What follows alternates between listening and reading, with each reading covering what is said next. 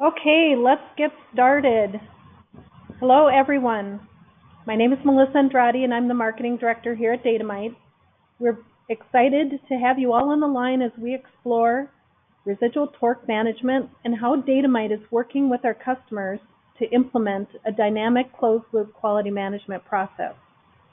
Here at Datamite, we partner with our clients to perform torque studies, set residual inspection limits, and implement data collection systems and reporting to meet their needs. Our solutions will help set limits, create inspection plans and reporting to validate your process and identify what is working and where you might still have nonconformities that need to be addressed. In this webinar, we will introduce our 7-step process, which is a framework to help you meet your quality objectives. Today we'll have a 40-minute presentation given by Frank Skog and Jim Dallas, followed by some time for your questions. Frank Skog is the primary inventor of the angle restart residual torque measurement algorithm and a former Datamite employee, and is working on his 4th decade of experience in torque applications. Jim Dallas is a regional sales manager here at Datamite, and he is an expert in his own right, working with many of our top torque application clients. So just some housekeeping items. You are on mute during this presentation. You can submit your questions at any time through the GoToWebinar panel. And this webinar is recorded, and you will receive the replay to it afterwards. You'll also see a few polling questions, so make sure to stay tuned for those. And we look forward to your answers there. So as a brief introduction, Datamite is a leader in the residual torque industry. It's a trusted solution by some of the world's top automotive and aerospace manufacturers. And our patented angle restart methodology in our wrenches ensures extreme accuracy and eliminates false readings that are difficult to detect. Datamite continues to innovate and make improvements to our torque solution. Here you see an evolution of our wrenches and data collectors, from the old analog LSU wrench to the DLS wireless LightStar wrench. The new revolution, combined with the wireless LightStar torque wrench, now enhances the user experience and, as you will learn in this presentation, provides improved user experience in addition to improved workflow management. Now at this time, I will turn our presentation over to Frank Skog. Thank you for the introduction, Melissa, and I appreciate everyone who's taken time today to join us to learn more about Datamite's residual torque audit solutions. Let's begin by considering the goals or objectives that companies have for their residual torque audit processes. Among those are reducing recalls and rework. They cost money. Decreasing warranty costs. That costs money. FMVSS compliance for automotive, JD Power standing, and minimizing liability of vehicles or product leaving the factory in faulty condition. It's good to avoid lawsuits. Next. Perhaps a bit of the background is in order. FMVSS, as you probably already know, stands for Federal Motor Vehicle Safety Standards. At some places, the torque audit is referred to the safety audit. Safety in the customer's hands is the primary purpose for these audits. If the knuckle joint in the steering gear fails at highway speed, the result for the customer is going to be very bad, to say the least. Besides safety, warranty, and liability concerns, torque failures impact customer satisfaction.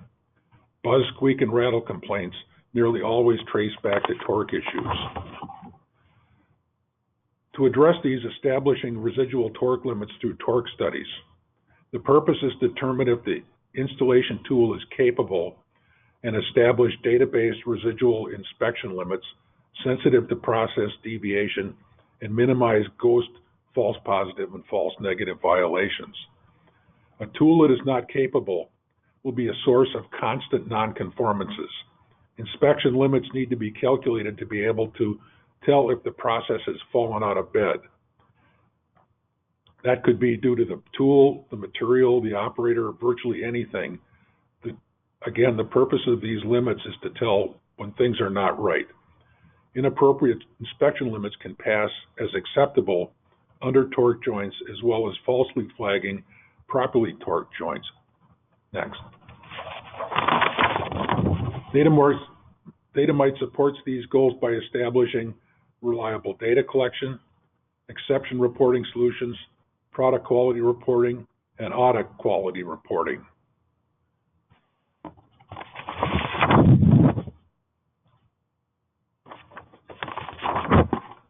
Audit completion report documents FMVSS compliance and also delimited suspect lots. Manage campaigns to check the suspect lots and report by shift and route, completion and non-completion. Suspect lot is typically delimited by sequence number. This is sometimes called the last good car report. As data is collected, the auditor is prompted to scan or key in the sequence number of the vehicle being audited. If a later audit finds a nonconformance, the suspect lot is limited back to the units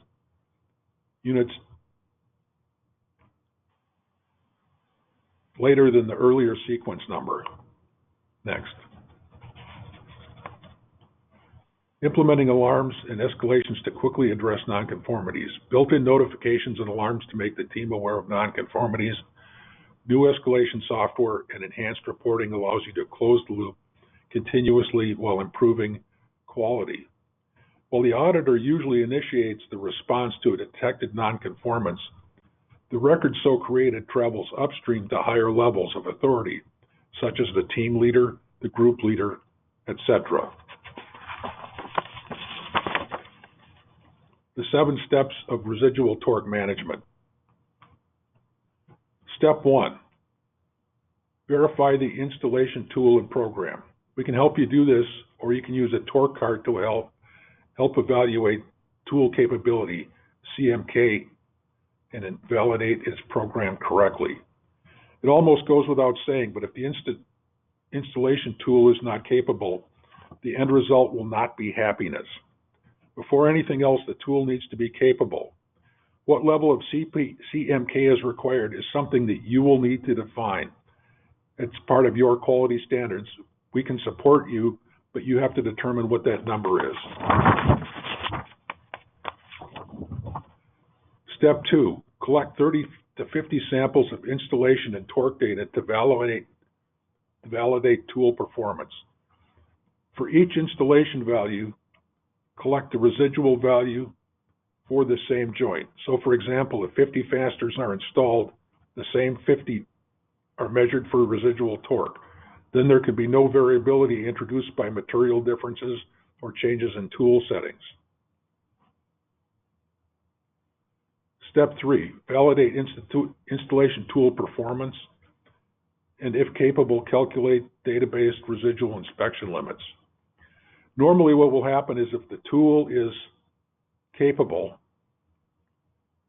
see on our left side, we collect the data and it will tell us what the PPK and PP values are. If they're above what you require for your quality standards, the program will then be able to go ahead and calculate where the residual limits will be on command. Normally, there's a placed at plus and minus 3 standard deviations of the residual data.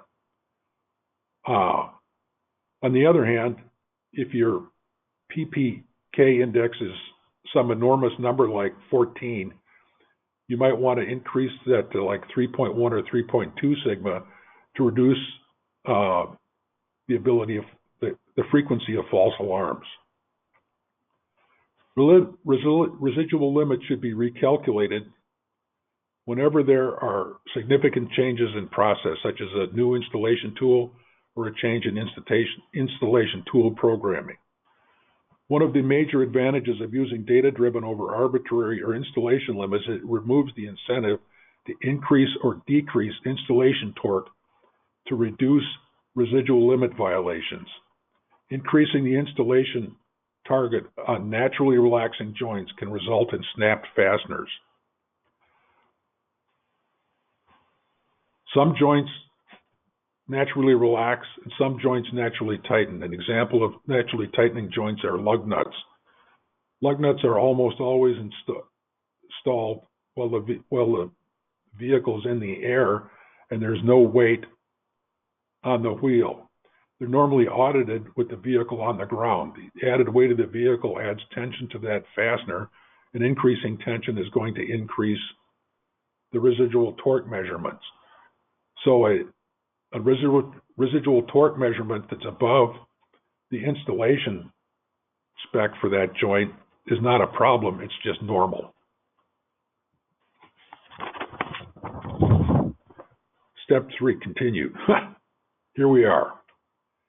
So after calculating the residual limits and storing them in the database, a report is available that has all of the information that went into how those limits were created, the installation tool number and serial number, the wrench size and serial number, the time, date, the fastener number, the operator, more. All of the information that needs to go back if there's a question of where these came from or how they got there are available in this report. In addition to that, if you look on the right-hand side of this screen, you get the distribution of the installation data and the residual data. As you can see, residual data has significant more variability than the installation, and this is quite normal. And now I'll turn it back to you, Melissa, for a polling question.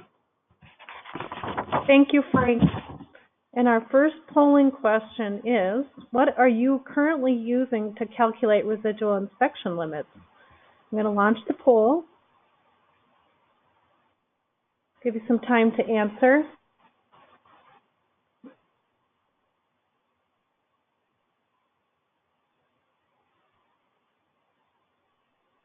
Another couple seconds to answer. And we'll work on closing the poll. And I'm going to close the poll and tell you what everyone's using. So let's look at the results. We've got 20% using a homegrown system, 5% are using a proprietary system, 20% are using Transcend 2, Datamite solution. No one is using installation limits as residual limits, and 55 are using corporate standards. Thank you very much for participating, and I will turn it over to Jim Dallas at this point. Thank you, Melissa. Welcome, everyone. Thank you for joining us this morning. So, step 4, generate low labor, error-proof inspection plans. Now that we have completed a torque study and we've set our residual spec limits, we can utilize Transcend 2 to quickly generate low labor, error-proof inspection plans. With Transcend 2, you can set up inspection plans that make sense geographically in relationship to both the plant and the part being inspected. Inspection plans can be set up so that operators are following the most effective and efficient measurement plan possible, thereby eliminating wasted time and effort caused by jumping around from different points that don't make sense. Also, with the automatic sequencing offered by Transcend 2, the operators don't have to manually advance the data collector to the next measurement once the previous measurement has been taken, because the data collector will automatically do this for them. This is also true when advancing from one completed subgroup to the next subgroup, or from the last completed part to the next completed part. Again, saving time and effort for the operator. Next slide, please. Step 5, monitor nonconformities to trigger escalations based on documented processes. When you encounter exceptions in the data collection, Datamite provides the reporting and action-driven processes to address them. Our Escalate software allows you to determine which events require follow-up and then configure escalation processes for nonconformities. The chart on the right illustrates the process for how escalations can be configured for nonconformities with Escalate. Customers can determine which nonconformities should be triggered on and then determine when those escalations should take place, who they should be sent to, and how long those recipients should be given to respond. Next slide, please.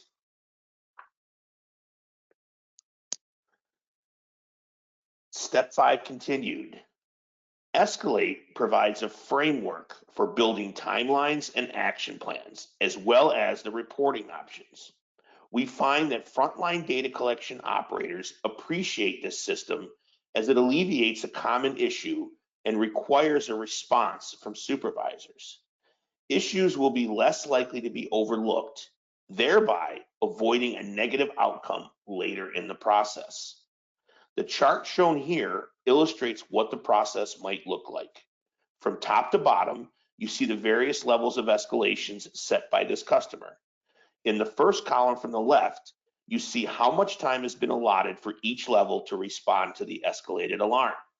This time allotment is fully customizable and can be set for whatever time intervals you prefer. In the second column, you see the titles or descriptions of the recipients who are to receive this escalated alarm at each level or stage of the escalation. Again, these descriptions are fully customizable and can be set to whatever description you prefer. Finally, in the last column, you see the description of the corrective action that is required by the recipient at each stage of the escalation. And like the other columns, these corrective actions are fully customizable. Escalate will continue to escalate this alarm up this chain until someone responds or until it reaches the top of the chain. And now I'll turn the presentation back over to Melissa for another poll question. Thanks, Jim. And our second polling question is, how does your company manage data collection for your campaigns?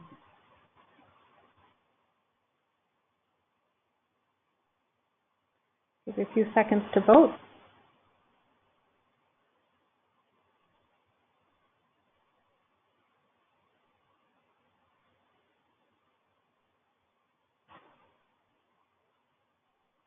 And another 2 seconds, and I'll start closing the poll. And we have, you can actually, in this one, I should clarify that you can select one or more of the following if you're doing different things for different processes. If that changes your answer. So, okay, we'll work on closing the poll. Sharing our results. We have 36% of you are using paper or clipboard processes, 27% Fixstation or Excel, 9% are using a competitive data collection solution similar to Minitabs, and 36% are doing something totally different. So I'd love to hear about how you're managing that in different ways. Thank you, and I will turn it back to Jim Dallas. Thanks, Melissa. So we're still in step 5, and we're going to talk about campaigns triggered by nonconformities. When nonconformities arise, you can utilize digital clipboard on the Revolution to perform specific campaigns. Setting up a digital checklist with your unique requirements provides full traceability and real-time insights and feedback into these events. Many organizations have internal campaigns that are automatically triggered or required when a nonconformity is recorded. For example, some companies require a plus or minus or plus and minus type of re-audit process when an out-of-spec reading is recorded, whereby an operator is required to take the same characteristic or fastener measurement on a predetermined number of parts that were produced right before the part currently being measured and right after the part currently being measured. Some companies may call this a plus or minus process or a plus and minus process. And for some companies, it might be plus and minus 5.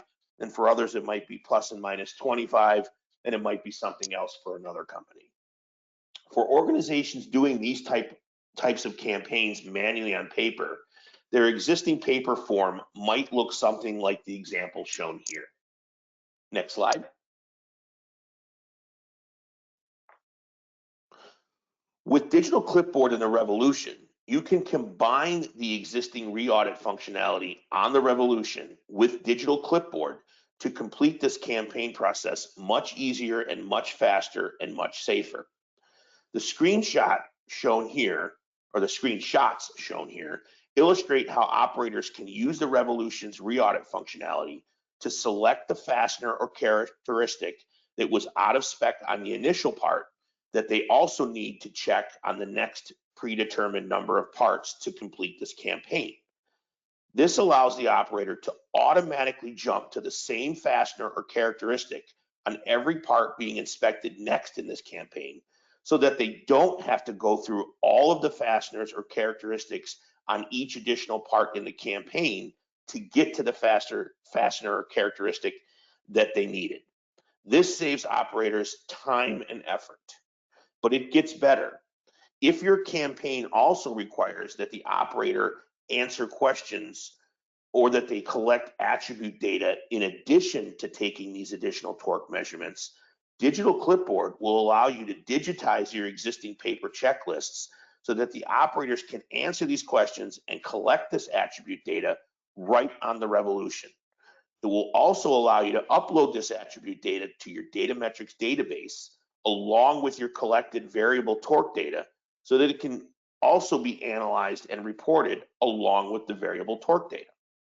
This not only saves your operators time and effort, but it also provides greater data integrity, greater traceability, greater ability to analyze, report, and act on collected attribute data, and it improves operator safety because unlike a paper checklist on a wooden clipboard, a data collector can be wiped down with a disinfectant to get rid of any virus before it is handed off to the next person in the process.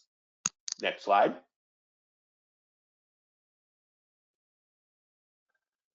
Step 6, exception and audit completion reporting. The ability to identify and track exceptions is vitally important. Datamite provides a series of exception reports to accomplish this. Our Insight Online reporting product allows you to evaluate the effectiveness of the audits performed.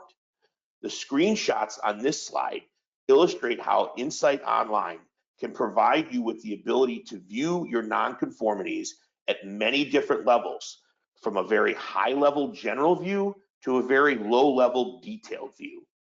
The Completion Weekly Summary Report on the left shows you a high-level view of all of the measurements that were completed that week, while the Exception Report in the top middle shows you a little more detailed view of all of the out-of-spec measurements that were taken that week. And the Alarm Report in the bottom middle shows an even more detailed view of all of the spec measurements that were actually, or all of the out-of-spec measurements that were actually alarmed on that week. And finally, the data reports on the far right allow you to deep dive further to the characteristic level to see things like X-bar and R charts, histograms, Pareto charts, and more. Next slide, please. Step 7, Daily Insight Quality Reporting. One of the most powerful tools in this reporting lineup is the Datamite Daily Insight Quality Report. It is a real-time dashboard with multi-level drill down into specific campaign results. Again, these reports provide customers with a range of options to view their data from high-level overviews to deep dive detailed reports. The screenshots on this slide provide you with an example of some of the higher level reports that we like to call Monday morning or morning coffee reports, because they allow a quality manager to take a high level view of their data very quickly and easily while having their morning coffee.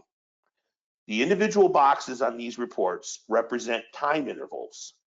On one report, gray boxes indicate times when measurements were not taken. Green boxes indicate times when in-spec measurements were taken, and red boxes indicate times when out-of-spec measurements were taken. Another report adds yellow boxes to indicate when in-spec but out-of-control limit measurements were taken. These reports are real-time. They allow you to focus on important events to alarm on. They allow you to track what processes are working, and they allow you to drill down for deep dive information views. Next slide, please.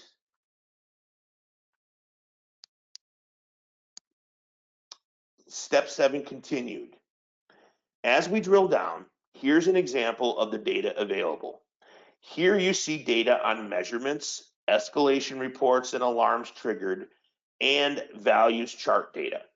Having this data at your fingertips provides the quality manager with a powerful tool to monitor and improve on the quality processes in place, as well as identify issues or defects before they leave the plant.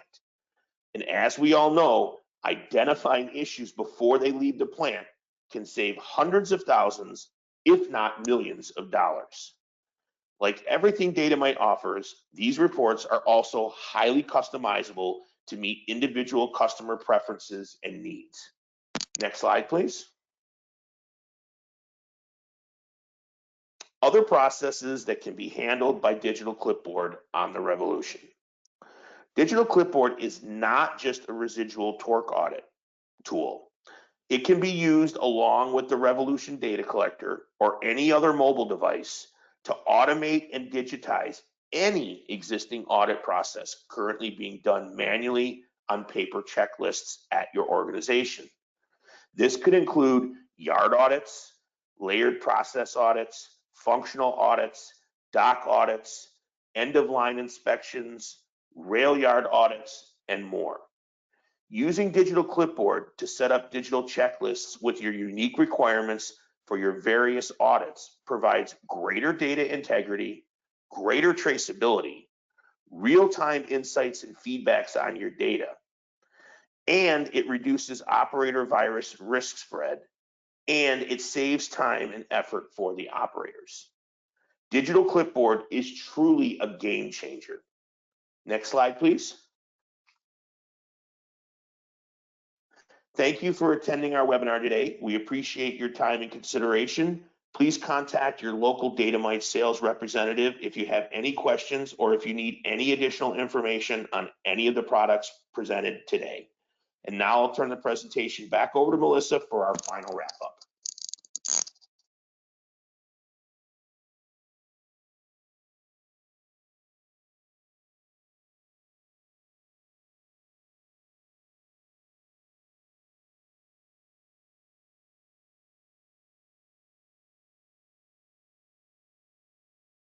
Melissa, I believe you may be on mute. Oh, sorry about that. I've got a couple different mute buttons here. So thank you, Jim and Frank, for the great overview on showing us the 7-step process and the great reporting that can help support your closed loop process for managing residual torque. At this time, we are taking any questions, so take advantage of having our expert panel here. We do have a few questions that have come in, and we'll kind of run through those. Otherwise, kind of originally thought this would be kind of a power webinar, a shorter one to give you the information you need. So get you out of here earlier than the hour allotted originally. So one of the questions that has come in is, why are installation torque values not appropriate for measuring residual torque? Maybe Frank could answer that. Installation limits are very appropriate for measuring or comparing your installation torque values, but residual values, they're not appropriate for residual because most joints relax and some joints tighten, and you'll generate a lot of false positives or indications where there is a problem when there in fact is no problem at all, which is the basic problem with using installation limits as residual limits. I was very happy to see that none of our customers are actually using, or none of the attendees are using installation limits as residual limits. That's great. Everyone's got a good process going. So anything else you want to add on that, Frank, or are we good? No, but it also demonstrates why it's important to use calculated residual limits that are actually based on data. Perfect. That sounds great. Another question here. Do you have a report that shows me just my missed measurements? Maybe Jim? Yeah, sure, Melissa. Yes, we do have a report. It is in the Insight Online product that I mentioned in my portion of the presentation. That report is the audit completion report, and I believe there was a screenshot of it on one of the slides there. And that report can show you all of the completed measurements in any specified given time, a day, a week, a month, whatever you choose. And you'll be able to look at that report and see if all the measurements that were supposed to be taken when they were taken, or if any of them were missed. And that's the audit completion report. Okay, great. Thanks, Jim. As long as I got you on the line, here's another one. Oh, the daily insight report looks great. I don't recognize that in DAR, which is our historical data metrics analysis and reporting tool. How do I get that? Okay, so the daily insight report is included in the Insight Online reporting tool, which is an add-on software module for our data metrics software. It used to be called Web Reports. It's now called Insight Online. And much like the DAR product or Insight product that customers are familiar with, it's a plug-in module for data metrics. So they can get that by contacting their local Datamite sales rep and telling them they're interested in it and they want more information or possibly a quote. And your Datamite sales rep will get you all of the information you need on that. Okay, thanks, Jim. How do we know if we're collecting residual torque data at the proper frequency? Maybe Frank can help us out on that one. Well, there's two ways to answer that question. One is the proper frequency is something you kind of need to determine for yourself up front. And this is basically an economic trade-off. The more frequently you audit, the more your labor cost is involved. But on the plus side, it also reduces the size of your suspect lot. So that trade-off has to be determined. So once you've determined that, let's say you want to check a process 3 times during each shift. You may want to, at that point, you don't want to take all 3 checks at the beginning of the shift or all 3 at the end. You want them spaced out. So you may instruct the auditor to take their checks at least 2 hours apart, but no more than 3 hours apart, for example. The Insight Online will then report whether the measurements taken were at that frequency distribution that you specified. Okay, great. Thanks, Frank.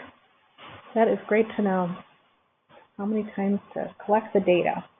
Another question.